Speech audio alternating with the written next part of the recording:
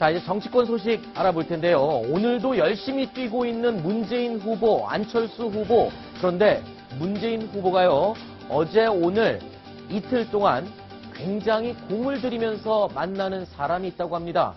누굴까요? 저희가 영상으로 준비해봤습니다. 함께 보시겠습니다. 통합의 리더십의 대표로서 우리 문 후보님이 우리 당의 후보로 선출되셨습니다. 많은 국민 여러분들께서 함께 그 힘을 모아주시리라 믿습니다. 사랑하는 사이는 원래 그렇게 서로 다투면서 또 사랑을 깊이 하는 겁니다. 안희정 지사님의 캠프에서 활동하셨던 분들, 이번에 새로 구성되는 통합선대위에 다 조금 참여를 해주시고, 뿐만 아니라 우리 안희정 지사의 가치나 정책을 제가 또 좋은 부분은 이어가고 싶은데. 자, 길준균 기자께 먼저 묻겠습니다. 저 문재인 후보가 경선이 끝난 직후에 반나절 동안 이재명 시장과 안희정 지사에게 전화를 하지 않았다가 뒤늦게 오후에 급하게 전화를 했었다. 뭐 이런 일화도 저희가 며칠 전에 전해드렸는데 이틀째 지금 공을 들이고 있는 걸 보면 안희정 지사에게 무언가 좀 급하게 좀 도움을 청할 일이 있는 것 같아요. 어떤 부분입니까? 그렇죠. 어저께 비공개로 충남지사 관저에서 같이 단둘이 저녁을 먹었다고 합니다. 네. 오늘 아침에 알려진 사실이고요. 네. 그만큼 지금 현재 대선 상황이 문재인 전 대표의 과거 대세론이 무너지면서 네.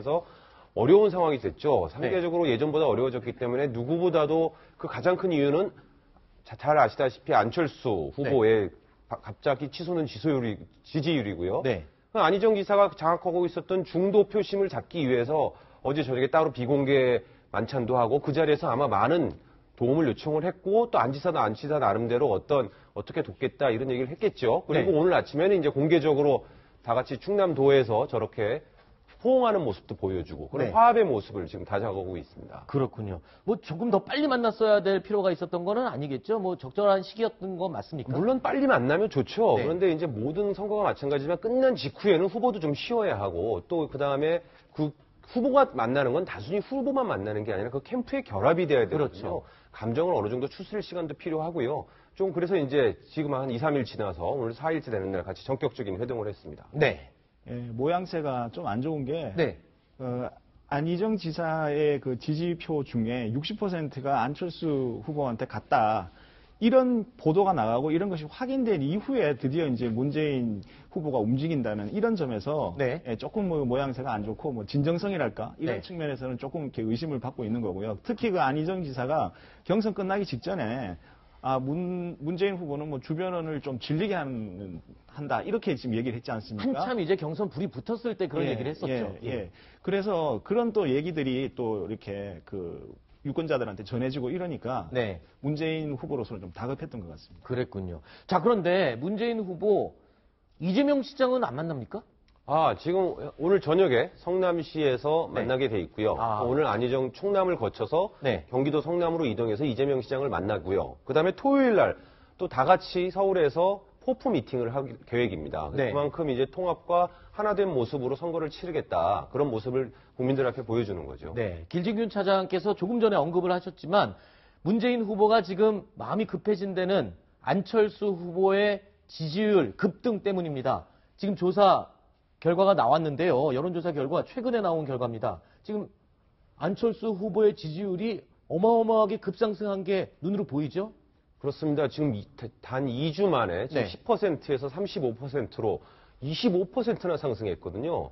2배 가까이 오른 거죠. 좋습니다. 참 흔히 보기 힘든 경우입니다. 그렇기 때문에 대선이 이제 앞으로 한 달밖에 남지 않았습니까? 네. 저런 추이가 계속 된다면 네. 다음 주 여론조사를 좀 봐야 되겠습니다만 자칫하면 오히려 뒤집어질 수도 있는 그런 네. 위기감을 문재인 전 대표는 느끼고 있는 거죠. 네. 근데 지지율은 아직도 뭐 문재인 후보가 한 3% 정도 앞서고 있죠. 그 정도면 오차범위 내. 그게 오차범위 내지만 하여튼 앞서고 있는데 네네. 이게 무서운 게 있죠. 네. 지금 안철수 후보의 지금 우리 김 기자님 말씀대로 지금 너무 급격하게 상승하고 있잖아요. 네. 이게 대선이 아직 많이 남았으면 이게 지지율이라는 게 중간에 한번 꺼지기도 하고 다시 올라오고 이런 걸 거치는데 네. 어떤 검증을 거치면서 이게 지금 대선이 30몇 일밖에 안 남았는데 안철수 후보의 저 지지율 지금 상승세를 갖다가 지금 반전시킬 만한 그런 요소가 많이 없다면은 네. 문재인 후보로서는 아주 위험한 거죠. 조금 전에 허만섭 차장께서 문재인 후보가 안희정 지사에게 급하게 간 이유는 안희정 지사의 지지율이 지금 안철수 후보에게 갔기 때문이다라고 했는데 그 조사 결과가 또 표가 있습니다. 함께 보시죠. 자, 얼마나 갔는지 한 번에 쫙 보여주시죠. 예. 자, 60% 가까이. 60%나 갔다는 것은 어마어마하게 많이 간 거고요. 네. 이것은 어느 정도 이전부터 좀 예고가 됐었던 게 뭐냐면 원래 반기문이라는 강력한 그 주자가 있었습니다. 근데 이 반기문 이제 전 그 유엔 사무총장이 이제 그 후보에서 대선 레이스에서 탈락함으로써 네. 그다음에 황교안으로 좀 갔다가 이게 네. 다시 안희정으로 옮긴 거거든요. 그렇죠. 그러니까 원래 기존에 어떤 풀이 있었던 거예요. 그 보수와 그 중도를 이제 아우르는 어떤 그런 유권자 풀이 있었는데 네. 그것이 이제 이렇게 돌고 돌아가지고 이제 반기문, 황교안, 안희정 다 이제 사라지니까 결국은 이제 남은 사람은 누구냐 이렇게 해서 이제 안철수를 선택하는 이런 네. 상황이 된 겁니다. 저희 이제 지금 보면은 안희정 충남지사의 후보로 했을 때 그 표가 이제 대부분 오히려 문재인 같은 민주당임에도 불구하고 문재인 후보한테 간 것보다 오히려 3배가 안철수 후보한테 갔잖아요. 네. 근데 지금이라도 가서 이렇게 안희정 지사하고 같이 이렇게 같이 손을 잡으려고 하는 모습이 실제로는 정책으로 놓고 보면은 네. 저렇게 간 게 너무 당연하다. 왜냐면은 사드 문제만 가지고 하더라도 지금 안철수 후보하고 그다음에 안희정 충남지사는 원래 사드 이미 배치 결정돼 가지고 이미 갖다 놨기 때문에 네. 더 이상 이걸 되돌릴 수 없다. 네. 이런 입장인데 반해서 문재인 후보는 여전히 다음 정권에서 국회에서 논의를 해가지고 해봐야 된다. 이런 이야기잖아요. 네. 그리고 또 하나는 소통, 통합 이런 것들도 안희정 지사하고 안철수 후보가 상당히 비슷하거든요. 뭐 대연정을 얘기한 거. 그런데 문재인 후보는 오히려 적폐청산, 네. 공정한 국가 이런 것들을 하기 때문에 실제로 정책적으로 놓고 보면은 당연히 가는 게 오히려 자연스럽다. 이렇게 네. 말씀드립니다. 알겠습니다. 지금요, 이 하신 말씀은 박지원 국민의당 대표가 일전에 이미 했던 이 말이 있습니다. 문재인 후보가 됐으면 더 좋겠다. 왜냐하면 안희정 후보는 안철수 후보와 유권자들이 볼 때 비슷한 점이 너무 많아서 어려운 싸움이 될 것 같다. 이런 얘기를 실제로 했었죠. 도대체 얼마나 닮은 점이 있는지 이야기를 직접 한번 들어보시겠습니다. 기존의 낡은 여야 진보 보수의 이분법을 뛰어넘는 국가 운영에 있어서 노무현 정부 때 다 못다 이루었던 대연정, 헌법의 가치를 실천할 것입니다. 어떤 정치 세력이라 할지라도 경쟁은 할 수 있으나 그 경쟁이 끝나면 언제나 그와 단결할 것입니다. 언제까지나 편가르기 하는 그런 시대는 지났다고 봅니다. 이제 집권한 정당을 중심으로 다른 정당과 합의하면서 협치의 틀을 만들어가는 것 아니겠습니까? 선거 이후에 서로 협치의 상대로는 좋은 파트너일 수 있습니다만. 길진균 차장, 왜 이렇게 둘이 비슷한 겁니까? 원래부터 이 정책적으로나 사상이 비슷했던 겁니까? 원래부터 비슷했다고 하기는 어렵고요. 네. 물론 성향적으로 안철수 후보나 안희정 지사가 중도 성향이 강했던 건 사실입니다. 같은 수능 안 싫어서 그런가요? 그러고 보니까 성도 같은 네. 공간이 같네요. 근데 네. 이 선거 출발할 시점에 지형이 이미 진보나 좌파 진영은 문재인 전 대표가 지지세를 강력하게 구축해 놨기 때문에 네. 바둑으로 말하면 좌악이 상악일은 이미 다 문재인 대표가 다 장악을 했고 네. 남은 부분이 중원밖에 없었습니다. 네. 중원 싸움을 하면서 누가 중원을 차지하느냐가 문 전 대표에 대한 대항마가 될 수 있는 자리였기 때문에 그 네. 자리로 안희정 지사가 파고 들어간 거고 아하. 이제 안희정 지사가 물러나면서 안철수 후보가 그 자리를 지금 장악하기 시작하는 거죠. 네. 사실은요, 안희정 지사 같은 경우는 원래는 상당히 급진적인 학생운동 출신이거든요. 네. 근데 나중에 자기가 책을 쓴 거로 보면은 충남지사를 하고 하면서 그런 급진적인 생각만으로 이 사회를 변화시키기는 어렵구나. 네. 많은 사람이 같이 동참할 수 있게 할 때만이 개혁은 가능한 것이구나 하면서 책에도 그런 얘기가 납니다. 컬래보레이션이라고 하는데 컬래보레이션, 협치 이속에 국가 네이션을 같이 합쳐가지고 합성어를 만들었거든요. 네. 그러니까 즉 다시 말하면 안희정 후보 같은 경우는 자기의 생각이 중간에 한번 바뀐 것이다. 네. 그런데 비해서 안철수 후보 같은 경우는 사실은 문재인 후보에 비해서 상당히 중도, 진보긴 하지만 약간 중도 성향을 원래부터 띠고 있었던 거예요. 네. 대선 이슈별로 보면요, 그 공공기관의 그 아들 취업 그 특혜 의혹 있지 않습니까? 네네. 그다음에 최근에 그 문재인 후보가 얘기한 뭐 3D 프린터 발언, 네. 예, 뭐 3D 업종인지 하여간 3D 네, 프린터 3D 프린터 맞습니다. 예, 네. 3D 프린터 이런 것들이 조금 뭐 가랑비에 옷 젖듯이 네. 조금씩 이 네거티브에 의해서 좀 그 문재인 후보의 좀 이미지가 좀 네. 이렇게 안 좋게 되는 측면이 있고요. 그다음에 이 적폐청산이라는 이 부분도 네. 오히려 이게 지금 좀 부담이 되고 있기 때문에 대선 그 출마 선언을 할 때 적폐청산 부분을 뺐거든요. 네. 사실은 이게 또 그 기사 검색해 보면 충분히 알 수 있습니다만 이 적폐청산을 제일 먼저 주장한 사람이 박근혜 전 대통령입니다. 네. 2014년 세월호가 우리나라의 그 적폐의 어떤 산물이다 이렇게 네. 하면서 이렇게 얘기를 한 게 있거든요. 근데 이제 이런 것들이 이제 너무 이렇게 그 분열적으로 이렇게 문재인 후보가 이렇게 그 대선 선거 운동을 하는 거 아니냐 이런 이제 우려의 시각을 지금 낳고 있는 것이고요. 제일 큰 또 그 정책적인 문제에서의 큰 문제는 뭐냐면 사드 문제인데 네. 안철수 후보가 이게 굉장히 어떻게 좀 이렇게 발빠른 변신을 한 게 이제 사드를 찬성으로 이제 돌아서 버렸습니다. 그렇죠. 입장을 분명히 밝혔죠. 예, 그 전에 반대였는데 이제 네. 완전히 돌아섰고요. 그러면은 남은 건 이제 문재인 후보밖에 없습니다. 근데 문재인 후보는 이제 차기 정권에서 재검토하겠다고 했는데 재검토해가지고 만약에 사드를 철회하면 어떻게 되느냐? 그러면 한미 군사 동맹이라든지 이런 부분이 굉장히 위험에 처해지는 거 아니냐? 네. 라는 어떤 그런 그 보수층의 어떤 그 우려의 시각 이런 것들이 이제 표의 결집하고 같이 연결되는 측면이 있는 것 같습니다. 알겠습니다. 그리고 최근에 또 쏟아져 나오는 여론조사 결과 가운데 지역별 조사가 눈에 띄는 게 있어서 준비해봤습니다. 자, 대구 경북 TK의 지지율을 보면요. 설명을 좀 해주시죠. 안철수 후보가 지금 38%인데 자, 지금 홍준표 후보가 네 번째로 이렇게 밀려나 있습니다. 지금 TK라고 그러면은 보수의 지금 1등 주자를 달리던 홍준표 후보인데 지금 저렇게 네 번째로 물려난 거 보면은 의미가 지금 있는 것 같아요. 예, 오늘 그 나온 아주 좋은 표현이 하나 있는데 네. 궁여지책이라고 네. 궁한 여권 그 지지자들이 네. 어떤 정책적으로 책략적으로 안철수 후보를 지지하고 있다. 지금 네. 이런 그 이야기인데요.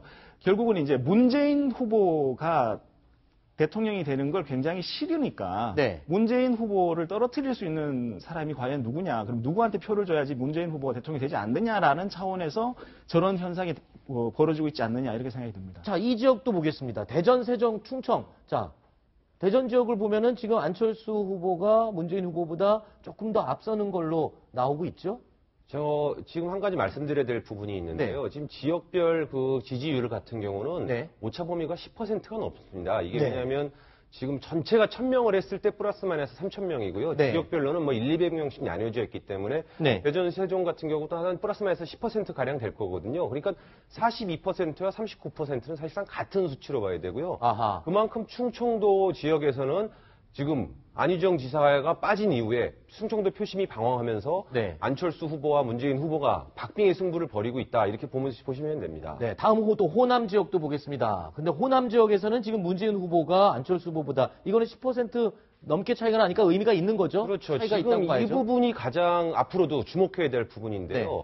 그 야권의 선택은 역시 호남이거든요. 네. 근데 이제 지금 현재 안철수 후보가 38%까지 올라온 거는 계속 상승세에 있습니다. 네. 근데 다음 주 주말 여론조사에서 내지는 다음 주에 나오는 여론조사에서 지금 정치권이 모두 다 관심을 쏟고 있는 게 이 호남 지지율까지 혹시 뒤집어지는 거 아니냐. 네. 여기서 만약에 문 대표가 정말 다시 뒤집어지면 또 대세가 흔들리는 거 아니냐. 물론 분명히 말씀드리지만 지금 현재까지도 다자구도에서는 문재인 전 대표가 1위를 달리고 있습니다. 그렇기 때문에 이 광주 전라 지지율이 상당히 중요하고 다음 주에 어떻게 될지 좀 지켜봐야 할 것 같습니다. 자, 여기서 우리가 또 궁금해지는 게요. 박근혜 전 대통령 같은 경우에 51%의 지지율로 대통령이 당선이 됐는데 지금 문재인 후보 같은 경우에는 40% 정도의 지지율을 계속 유지하고 있거든요. 87년도 대선을 생각해 보면 30% 이상을 얻은 대통령이 당선이 됐어요. 그때가 떠오르는데 지금도 혹시 올해 대통령 선거도 이때와 비슷하게 반복이 되지 않을지 이런 생각이 지금 노태우 그 후보가 얻었던 지지율과 지금 네. 문재인 그 후보의 지지율이 지금 비슷하거든요. 여론조사상의 지지율이 좀 비슷하고요. 그다음에 이제 김영삼 후보보다는 지금 안철수 후보의 지지율이 조금 더 높습니다. 네. 그런 상황인데 지금 저 13대 대선하고 좀 지금하고 조금 가장 큰 차이점이라고 할 수 있는 건 뭐냐면 3위 후보가 네. 지금 지지율이 너무 낮다는 것입니다. 아하, 홍준표 후보의 지지율이 이때는 너무 낮다. 김대중 전 대통령의 예. 지지율이 이 당시에는 굉장히 2위와 차이가 없을 정도였으니까. 예, 그래서 그 민주화 세력이 어떻게 그 후보가 양분되면서 결국 노태우 후보가 당선이 되는 결과를 빚었는데 지금은 그 3위 후보가 그러면 치고 올라가 줘야 되는데 네. 과연 그럴 수 있겠느냐 하는 그런 생각이 좀 있는 거예요. 네. 지금 저 때하고 이제 많이 다르다고 볼 수가 있는 게 네. 지금 저기는 민주화 세력이 김영삼 후보하고 김대중 후보 합치면 55%가 넘지 않습니까? 네, 그렇죠. 그러니까 그 사람들이 결국은 분열돼 가지고 결국 노태우 대통령을 당선시킨 거 아니겠습니까? 네. 그리고 저 사람들은 완전히 지지층이 어떤 식으로 시간이 흘러가더라도 콘크리트 지지층이었어요. 네. 근데 이번 같은 경우에는 문재인 후보 1위인 문재인 후보는 지지층이 콘크리트 지지층이라고 볼 수가 있습니다. 네. 그런데 안철수 후보 같은 경우에는 상당수가 보수, 즉 표심을 잃은 보수가 결국은 문재인이 대통령이 된다면은 오히려 불안하다. 이런 것 때문에 안철수 후보를 지지하는 그렇게 오는 거거든요. 그래서 지금 상당히 앞으로도 표심은 왔다 갔다 할 수가 있다. 특히 네. 지역별로도 저는 호남 지역에서도 표심이 많이 왔다 갔다 할 수 있다고 봅니다. 그런데 대부분의 표가 보면 지금 우리 하 국장님이 그 문재인 후보 호감도를 위주로 말씀하시죠. 네네네. 그런데 제가 이렇게 역대 선거 결과를 보면 호감도도 중요하지만 그보다 더 중요한 거는 그 비호감도 이게 더 중요하더라. 이게 사람들이 호감도보다는 비호감도에 나중에 더 몰리는 현상이 있더라고요. 네. 그래서 과연 지금 문재인 후보가 사실 호감도도 지지율도 높지만 비호감도도 1등이거든요. 네. 그래서 과연 이 비호감도가 어떻게 작용할 것인지 그게 중요하다고 봅니다. 네. 지금 말씀하신 대로 13대 대선 이후로 30% 이상 이하 지지율은 없었습니다. 그렇죠. 대한민국은 그 다음 14대 대선 때 DJP 연합을 했을 때 제 기억으로 한 40.2% 아슬아슬하게 40%를 넘었고요. 그리고 말씀하신 대로 2위, 3위 후보가 또 이렇게 박빙의 승부를 벌인 적도 없습니다. 네. 항상 1등하고 2등하고 싸웠고요. 그 다음에 이제 지난 대선 때는 박근혜 대통령이 50%가 넘는 지지율을 받았죠. 근데 이번 대선 같은 경우는 앞으로 어떻게 될지 알 수 없습니다. 네. 왜냐하면 보수표가 어떻게 움직이느냐에 따라서 네. 이 안철수 후보로 다져질 수도 있고 아니면 홍준표 후보 쪽으로 쏠릴 수도 있고 하기 때문에 30% 그렇게 되면 또 당연히 진보 진영도 또 결집할 거거든요. 그렇죠. 그렇기 때문에 조금 더 여론조사 추이를 봐야지 될 텐데요. 그래도 다들 40% 미만으로 내려가기는 어려울 거다. 이런 추측이 더 많습니다. 알겠습니다. 자, 오늘도 대선 주자들 아주 발빠르게 움직이고 있습니다. 안철수 후보, 문재인 후보 둘 다 오늘 군부대 방문을 했는데요. 먼저 안철수 후보의 군부대 방문 영상을 함께 보시겠습니다.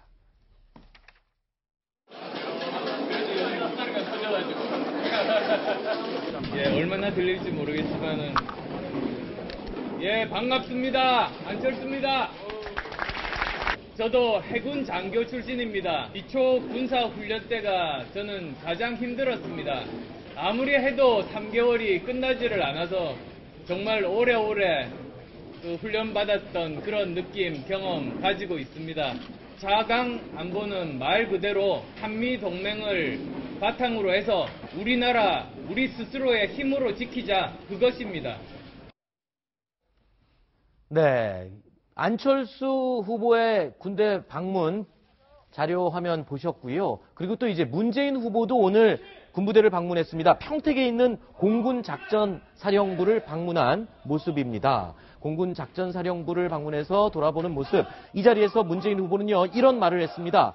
저는 군복무를 현역 사병으로 공수부대에서 병장 만기 전역했습니다. 북한이 계속해서 미사일을 이렇게 도발한다면, 끝내 6차 핵실험을 감행한다면 그것은 북한이 돌아올 수 없는 강을 건너게 될 것이다. 라면서 본인의 안보관에 대해서 문제가 없음을 확실하게 명백하게 인터뷰에서 밝혔습니다. 인터뷰 내용은 저희가 화면이 아직 들어오지가 않아서 제가 상세히 직접 말로 전달을 드렸습니다. 그리고 요즘 최근에 문재인 전 대표가 상당히 안보에 대해서 강한 얘기를 하고 있고요. 그렇죠. 아까 우리 말하는 도중에 문재인 전 대표가 이제 집권을 하게 되면 사드를 다시 철회시킨다든지 뭐 네. 이런 얘기가 잠깐 나왔었는데 네. 문 전 대표 측에서는 철회한다는 얘기는 한 번도 한 적이 없고요. 아하. 이제 앞으로 집권하면 북한과 중국과 미국을 잘 설득해서 네. 무리 없이 이 문제를 풀어나가겠다. 네. 그런 입장을 계속 밝히고 있습니다. 네. 자, 이런 가운데 민주당 내부에서는 지금 선대위 구성을 놓고 또 시끌시끌한 것 같습니다. 오늘 추미애 대표하고요, 김영주 의원이 약간 충돌이 있었다고 하는데 어떤 내용인지 영상으로 함께 보시겠습니다.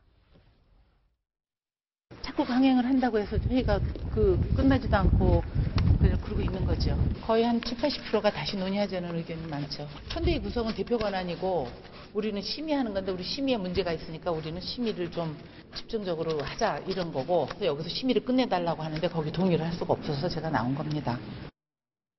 아니 지금 후보가 1등으로 달리고 있는데 선대위 구성하는데 저렇게 잡음이 나오는 이유가 뭡니까? 간단하게 좀 쉽게 설명을 해주세요. 뭐가 문제입니까? 한마디로 한심한 일이 벌어지고 있습니다. 네. 지금 선거는 얼마 안 남았고 당 네. 후보는 1위지만 벌써부터 자리싸움 하는 겁니다. 한마디로 아이고. 얘기해서. 그러니까 내부적으로 서로 자기가 좋아하는 사람이 요직을 맡아야 혹시 정권이 교체됐을 때 또 중요한 자리를 이어서 맡을 수 있기 때문에 그런 부분에 대해서 지금 서로 간에 의견이 잘 절충이 되지 않는 거고요. 네. 지금 의원들이 가장 문제 삼는 부분은 추미애 대표가 좀 독주를 한다. 네. 권한은 분명히 당대표에게 있고 물론 후보와 당대표가 협의해서 하게 돼 있습니다. 네. 그렇지만 이번에 문재인 후보가 이번 선거는 당을 중심으로 치러달라라고 얘기를 했거든요. 네. 그리고 상임선대위원장을 추미애 대표에게 직접 제안을 했습니다. 네. 그러다 보니 이제 추미애 대표는 후보가 나한테 이름을 했다. 이런 취지로 이제 자기가 원하는 식으로 선대위를 구성하려고 하다 보니 네. 이제 거기에 참여하지 못하게 됐거나 문재인 후보 캠프에서 일했던 주요한 인사들이 조금 많이 배제되는 그런 모습으로 지금 나오고 있거든요. 아. 그러다 보니 이렇게 해서는 선거를 치르기가 어렵다. 당이 단합하기가 어렵다. 네. 이러면서 이제 또 한쪽에서는 저런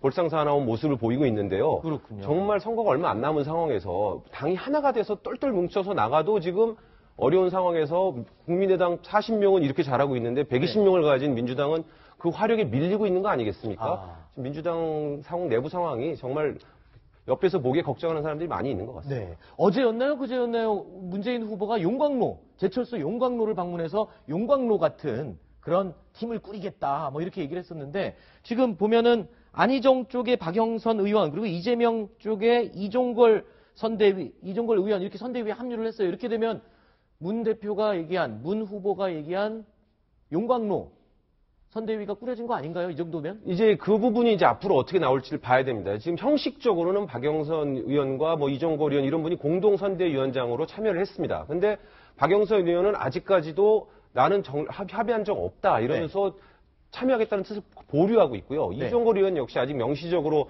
용광로 선대에 뛰어들어서 열심히 문재인 후보의 당선을 위해서 뛰겠다 이런 승복 발언을 아직은 안 내놓고 있거든요. 네. 이제 물론 선거 경선이 끝난 이후에 약간의 감정적인 그런 충돌 같은 기억이 남아 있는데요. 이제 앞으로 다음 주부터 이 사람들이 어떻게 한 목소리를 낼 수 있는지 아니면 계속 티격태격 할 건지 좀 지켜봐야 될 것 같습니다. 알겠습니다.